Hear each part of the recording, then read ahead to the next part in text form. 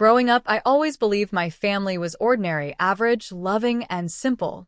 I was the only child of Richard and Susan Coleman, two people who, on the surface, seemed like they had settled into a calm suburban life in Ohio.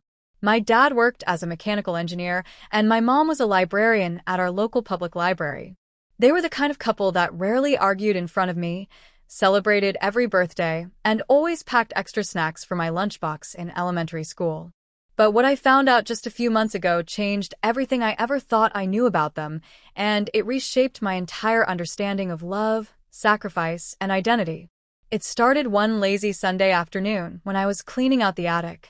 My parents had gone out of town to celebrate their 30th wedding anniversary, and I had taken the opportunity to do a little early spring cleaning while house-sitting. I was planning to turn the attic into a quiet reading nook for myself, a sort of retreat from the daily grind of graduate school. But while clearing old boxes filled with holiday decorations and forgotten memorabilia, I stumbled across a dusty, leather-bound journal. It was tucked inside a metal box, hidden beneath an old blanket. The journal had my mother's name etched on the first page in cursive, Susan Marie Whitaker. Not Coleman. That caught me off guard. I flipped through the pages cautiously, feeling like I was trespassing into a private space. But my curiosity got the better of me, especially when I noticed entries that didn't quite match the peaceful image I had of my family. The entries dated back to the early 90s, around the time I was born. One of them read, "If Richard and I go through with this plan, we can finally start a new life. But I fear what will happen if the truth ever comes out. We'll never be able to tell our child. Not now, not ever." My heart raced. What plan? What truth? I spent the next few hours reading every page. With each line, my parents' carefully constructed past began to unravel. It turned out they weren't originally from Ohio. In fact, they had once lived in California under completely different identities. My father's name had been Jonathan Price, and he'd worked for a private military contracting firm. My mother, Susan, had been a systems analyst at the same firm. They had met on a top-secret project that went terribly wrong. An internal whistleblower had accused the firm of illegal surveillance activities, and both my parents were implicated. According to the journal, they had been in serious danger, not only from the authorities, but also from people within the company who didn't want the truth to come out. Someone close to them had mysteriously disappeared, and they feared they might be next. That's when they decided to vanish. They changed their names, moved halfway across the country, and assumed new identities. I wasn't even born yet when all this happened. But the most shocking part came in a single entry that read, "We didn't plan to take her in, but once we saw her, abandoned in the hospital nursery, it felt like fate. No one claimed her, and we could give her a better life." Her. Me. I froze. The world around me blurred as I tried to process those words. Did that mean I was adopted? Why had they never told me? Did they break the law taking me in? I tried to think rationally. Maybe there was an explanation. Maybe this journal was just a fictional draft, or maybe they had planned to adopt me formally later, but never got around to it. I couldn't bring myself to believe that the two people who had raised me with such kindness and patience could have done something so morally complicated. Overwhelmed, I closed the journal and sat still for a long time. Eventually, I decided not to confront them over the phone. I waited until they returned from their trip. When they walked through the door that following Saturday, laughing and holding hands like two newlyweds, I didn't know how to even begin the conversation. But I had to know the truth. That evening, I showed them the journal. My mom's face went pale, and my dad sank into the couch silently. For a long moment, they just stared at me, like they had been waiting for this day, but hoped it would never come. Then slowly, my mom began to speak. She confirmed everything in the journal.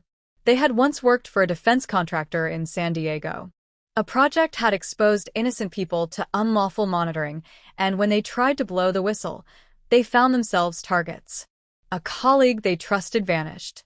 Fearing for their lives, they fled and created new identities in Ohio with the help of a friend in the witness protection system, though they were never officially part of the program. As for me, she told me about the hospital. During the chaos of their escape, They visited a small-town clinic in Nevada for medical assistance, and that's where they found me.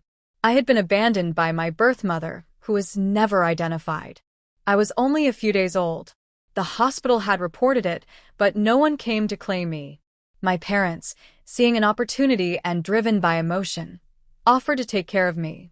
The small-town hospital, overwhelmed and under-resourced, didn't question it much, especially after a friend of theirs helped forge some temporary paperwork. My dad finally spoke. "It was wrong, I know. We should have done it the legal way. But we loved you from the moment we saw you. We built a life around you. Every choice we made from that day forward was for your protection and your future." My emotions were a whirlwind. Part of me felt betrayed, but another part of me understood the impossible choices they had faced.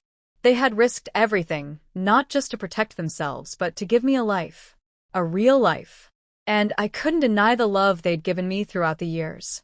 I never once felt unwanted or like an outsider in my own home. I spent the next few months digging deeper, trying to trace my roots. DNA tests, hospital records, and even online forums turned up few clues. It was like my birth mother had vanished completely or never wanted to be found. That chapter of my story might remain a mystery forever, but surprisingly, I found peace in that. Because while I may not know where I came from, I know exactly who raised me. With time, I decided not to pursue legal action against my parents. It didn't seem right. What they had done, while legally gray at best, had been driven by love and fear. I encouraged them to speak to a legal consultant just in case, and we worked together to fix what we could, starting with formalizing my birth certificate and identity, which thankfully was easier now that I was an adult. The biggest change, however, was internal. I saw my parents in a new light, not just as caretakers, but as human beings who had lived entire lives before I was born. Lives filled with danger, courage, and unspoken sacrifices. They weren't perfect, but they were mine. Sometimes I look at our family photos and wonder how different things could have been. If they hadn't run, if they hadn't taken me in, if they had chosen a different path. But then I remember the way my mom used to read to me every night until I fell asleep, and the way my dad taught me how to ride a bike in the middle of a thunderstorm just because I wanted to learn. Those moments weren't fake. They were real. More real than any birth certificate could prove.